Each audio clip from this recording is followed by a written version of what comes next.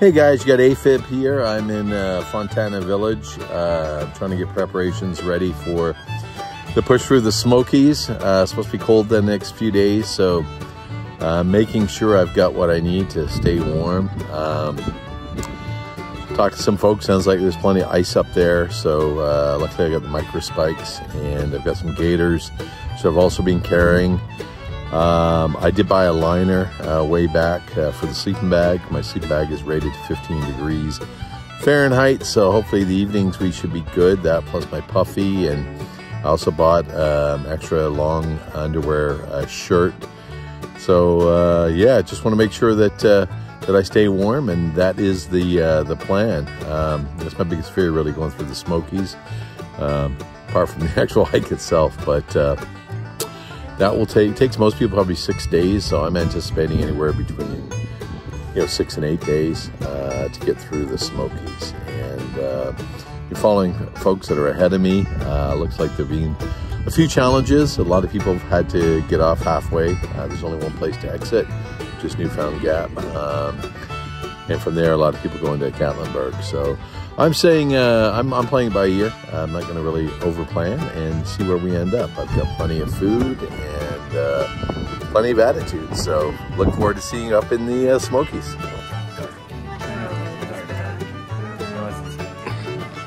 We got Rolodex here.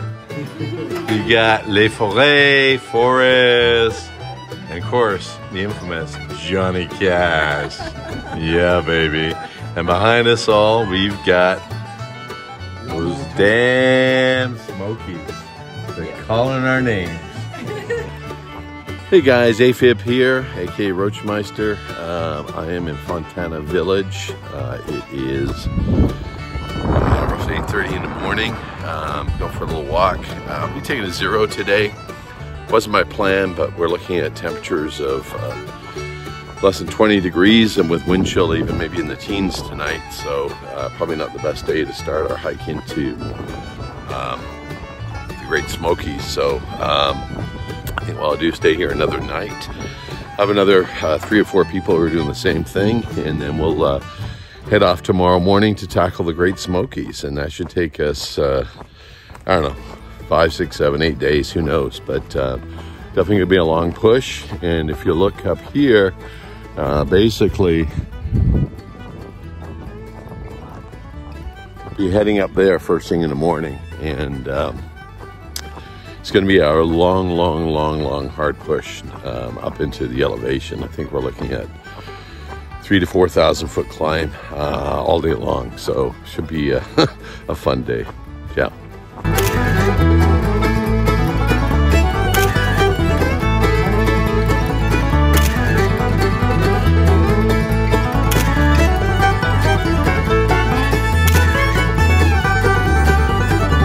We're gonna put the permit. We're entering the Smokies. I'll tell you what. Tell you what. I better be put one at the other end, or else come look for me. There you go. Bye-bye permit.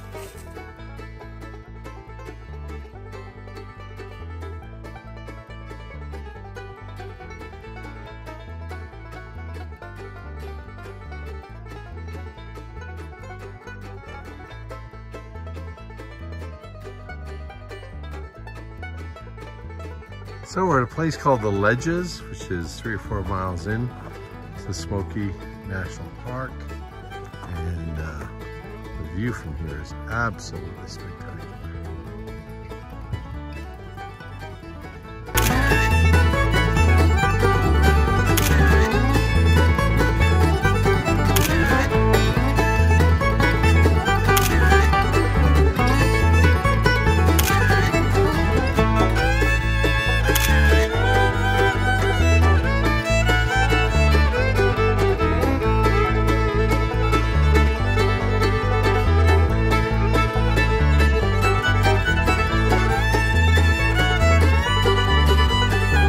Hey guys, we've reached Birch Spring Gap as campground here.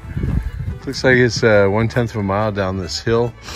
The problem is the next campsite, which is a shelter, is I think 6 or 7 miles down, which we're not going to make today given the amount of daylight we have. So I do believe Forrest and I are going to park ourselves down here. And I understand there's water near here too. So I think it's a good place for the first night in the Smokies, and then we're going to push on tomorrow. Hey, Forrest, what do you think of this campsite? It's beautiful. We have the place for just both of us. This is awesome. And oh man, it's big. It's got a stream here. Yeah, the water right there. Forrest went down here and found a couple of nice tent pads. Yeah, I have my bear cables. I don't have to throw a rod tonight. This is awesome. Yeah, 5-star. Yeah, I think we lucked out on this one.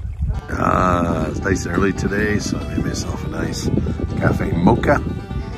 And later on, I think we're gonna have chili mac for dinner. Yum, yum, yum. Well, it's day 2 in the Smokies. Last night was cold, but I actually got some sleep, and hopefully get in another 10 miles today over the Smokies, and then maybe tomorrow, if possible, hit Clingman's Dome. Hey Tommaso, check this out. Here I am in the middle of the Great Smokies somewhere, and I saw tire marks, wondering what the heck could they be, and lo and behold, check this out. This is awesome. Wow. Don't get any ideas for your birthday, young man. And some idiot's carrying a big pack over this hill. I think this is more fun. Set a distance record for, I think she's 11. Well, I made it to the top of Thunderhead Mountain. Glad I stopped at Rocky Top. There were absolutely tremendous views back there. Met some interesting people. One guy I met had a remote control car. And it's funny because miles back on the trail, I saw what looked like tire tracks. But I was thinking, there's no way someone has a bike here or a motorbike or any of those things. It'd be too hard to lift. And sure enough, he had a remote control vehicle, which was kind of cool. Also met Eggs and Bacon. They are a father and daughter team. I think she's 11, trying to set a world record for hiking 3,000 miles. So I've noted them up the trail, and it was good to finally meet them. Well, it's 6:15 in the evening. Sun is just going down now. As I mentioned, I'm still I think 2 or 3 miles away from the campsite. Official campsite. You're not really supposed to stealth camp out here, but I really have no choice. It is already starting to get below freezing, so I definitely want to make sure I'm warm and set up properly inside. Hoping there's not too much bear activity tonight. Next thing I knew is hang a bear bag up just to be safe, and try to get up early in the morning because it's supposed to rain tomorrow, and I don't want to deal with all this cold, damp stuff in the morning, so we shall see. Hey guys, AFib here. It's around 7:30 in the morning, maybe a little after that, and hiking towards Clingman's Dome, which is the highest point on the Appalachian Trail. What's interesting is about 2 miles back, we went from pretty well all deciduous trees to all coniferous trees, mainly looks like spruce and fir trees, and haven't seen this guy called the sun in a few days, so I am so cold right now. I've had 2 nights of very, very bad sleep due to the temperatures and wind. Looking forward to getting to Clingman's Dome and getting the check mark for that one. Yeah, hope to feel my fingers soon. AFib here. We have now reached Clingman's Dome Bypass Trail. If we had weather like yesterday, in fact, I know a few people who took this, we had sustained 35 mile an hour winds, gusts of up to 50. Temperature was at 29 and it was pouring, and all the prime elements for hypothermia And I'm gonna go this way. I'm actually gonna go up to Klingman's Dome Tower. If I'm not mistaken, this is also mile number 200 of the Appalachian Trail going north. Hey guys, AFib here. It is around noon on March the 23rd. Happy belated birthday to my mom. She would have been probably around 79 or 80. I am here at Klingman's Dome, and after the last couple of days, it feels great. The weather is beautiful. It's probably mid-50s right now, and we all had issues the last couple of days because we had the confluence of rain and sleet. Temperatures between, I would say, 26 and probably 35 degrees. And winds that go anywhere from 25 miles an hour sustained up to gusts of 45, 50 miles an hour. So it was definitely hypothermia weather, and luckily I managed to hang out with a group where we got a fire going and dried out our clothes and tried to stay a little warm. But I have to tell you, it took me 4 or 5 hours to warm up this morning despite that. Klingman's Dome is absolutely stupendous. I'm lucking out by staying an extra day rather than trying to push through here like some of my buddies did. I get to get this absolutely fantastic view, and I can't think of a better way to mark mile number 200. 360-degree views of the Great Smokies. You got Gatlinburg is straight down there. Where we hiked from is in this direction. You can't see, but Fontana Dam I can see with the naked eye straight down there.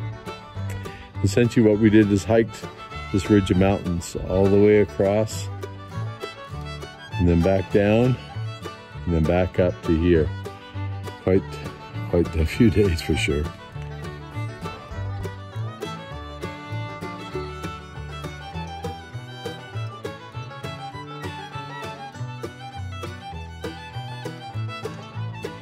Climbing our second 6,000er, so that is Mount Collins, and I'm guessing what I'll do, given how late it is getting during the day, probably stay in the shelter tonight and then do a resupply tomorrow morning down in Gatlinburg, and then continue our way through the Smokies. That is the plan.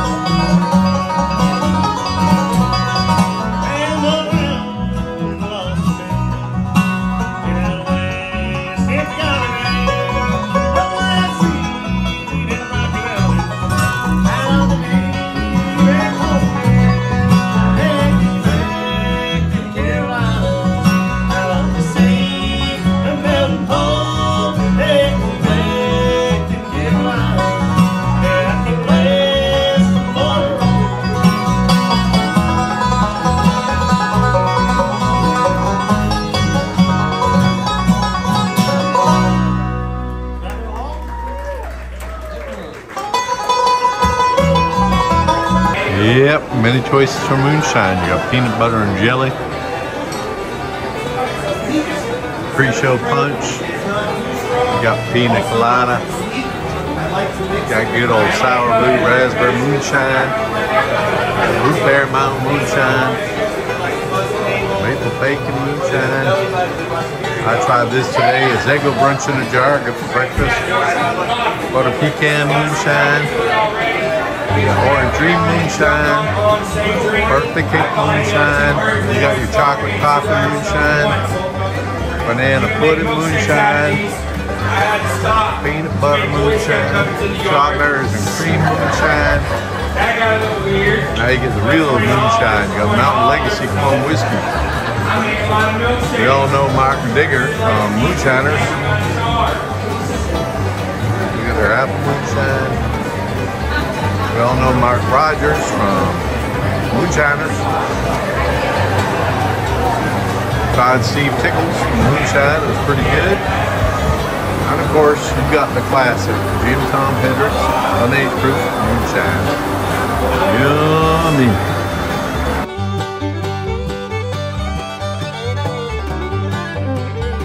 Yummy. Coming down Klingman's Dome is a bunch of ice. I do have some spikes that I'll put on.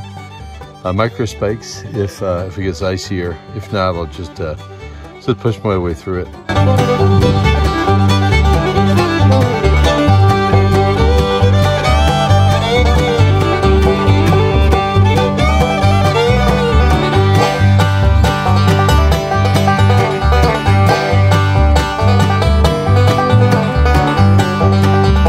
Hey guys, we're here with Forrest. I've been hiking with Forrest. We actually started the same day, coincidentally, down in Amicalola Falls, and had our briefing at about the same time, so it's rather coincidental. We're actually still traveling together. Yeah, the reason I'm interviewing Forrest right now is I was about a day behind an incident that occurred over in the Great Smokies National Park.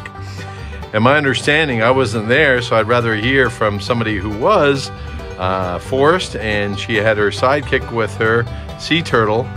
And my understanding is a couple of individuals got themselves into trouble. So let's hear from the source. What can you tell us, Forrest, about the incident that happened up in the Great Smokies a couple weeks ago? Yeah, that was a bad weather day. It was awful. It was raining and drizzle, melting snow, and the wind gusts at 65 miles per hour. But I don't know why we decided we'd hike that day anyway, because we were stuck in a shelter and I can't stand staying there doing nothing.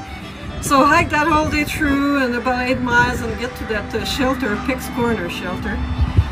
Finally arrived there totally soaking wet and cold, and I get in the shelter. There's two young men there, you know, 20, 21 years old.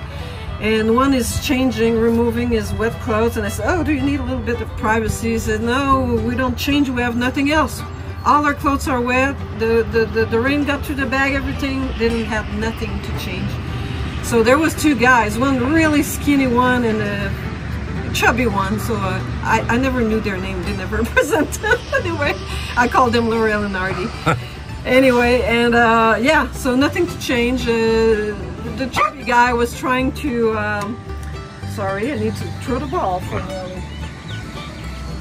And yeah, he tried to start a fire in that chimney that was leaking. The water was getting in the chimney. He worked on that thing for 2-3 hours non-stop. Anyway, so Sea Turtle arrived like 20 minutes after me, and we look at the situation and we say, man, that guy's in hypothermia. So we tried to help him the best we could. She had an extra quilt. She had a sleeping bag and a quilt. Gave the quilt. I gave my foam mat because I have an inflated mat. And made a hot chocolate to the guy. And then Sea Turtle and I had a conversation. We say, we need to call for rescue. That guy, you know, it's dangerous. Hypothermia is serious. So she sends a SOS call with her Garmin and arrange for a rescue. And about an hour, we receive, half an hour, we say, okay, message received. And an hour after that, they say, okay, we're sending the Hawk helicopter, Black Hawk. So, half an hour after that, we all tried to go to bed and, you know, make those guys as warm and cozy as we could. But That was not a good situation. Anyway, we all go to bed, and maybe an hour later we hear like tuck, tuck, tuck, tuck, tuck. The helicopter flies over the shelter. And previously to that, they had sent us a message saying we need to secure every object that could fly, like that was 60 pounds or less. So we're three of us all went outside and bring the backpack that were outside and left and everything, and the food bagging in the trees. Anyway, so the helicopter passes and then nothing. Then later, maybe half an hour after that, they say, yeah, the rescue was not possible due to fog. There was absolutely no possibility of viewing the shelter. So they decided they'd send a crew, walking crew, to rescue the guys. And they arrived around midnight, finally, with the big headlamp and, hey, you call for rescue, and who's the one in need, and so they began their, checking the vital signs to both guys, and they were okay, but they told me their temperature was low. So anyway, so they give out stuff to the guys, sleeping bags, clothes, give them coffee right away. Tried to start the fire themselves with the wood they brought, never succeeded. And they went like that. They went to sleep outside the shelter under the roof. And in the morning, as soon as there was light outside, they helped the guy to dress up. They couldn't dress up by themselves. They were so frozen they couldn't put their shoes or anything. And they walked out. So that was something. I mean, an experience, and it makes you realize that Smokies are no joke. You don't fool around with that. What do you think of that, Steve? Well, I think it sounds like it was up at Peck's shelter. I was about a day or two behind you all, but I know I got caught on the other end in the cold weather, and I'd actually made a video about hypothermia and the dangers of hypothermia. Yeah. So the confluence of the cold weather, the wind, and obviously the rain is never good. Were these through hikers, or were they section hikers? Do you know? Yeah, section hikers. They said they were there for 3-4 days, 2 young men, and I think they didn't have much experience because they didn't have a plastic liner in their bag. So obviously in a rain like that, everything gets through, it gets soaks. And they didn't have a sleeping bag. They only had an hammock with blankets, regular blankets. Wow. Imagine. So, and no lighter. He had a thing, to make some kinds of flints, like Boy Scouts. Yeah. That was ridiculous, poor guys. But we felt sorry for them. But I think we did the right thing. Oh yeah. But those guys, the rescuers, they come at night. I mean, they had to. They come with ATV vehicles on the side trail that I never knew there was side trails there. Obviously, there are some we don't know of. And but they had to stop 4 miles from the shelter because a big tree fell in the trail. So they had to walk the last 4 miles uphill to get to the shelter.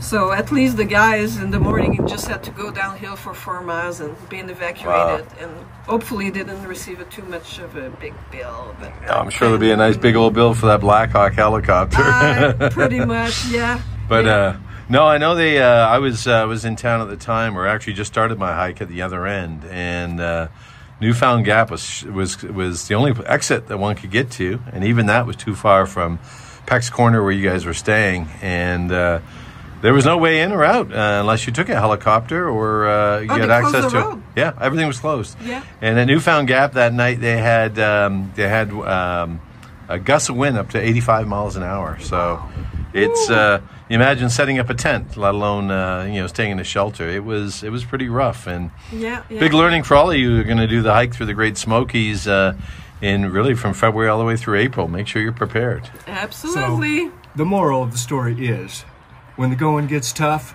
in the Smoky Mountains, don't get going. Take shelter, hunker down, and wait out the storm. Exactly. And make sure you have a forest and a sea turtle near you at all times.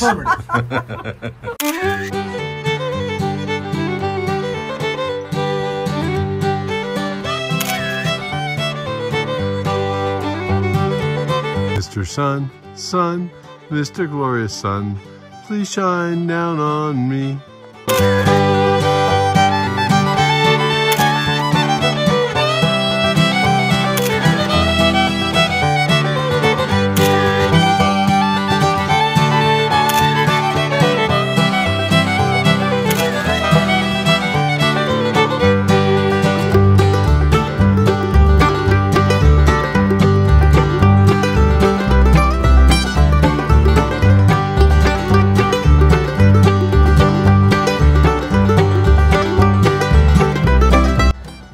Yeah, a friend of mine was asking me if I'm worried about the black bears in the Great Smokies.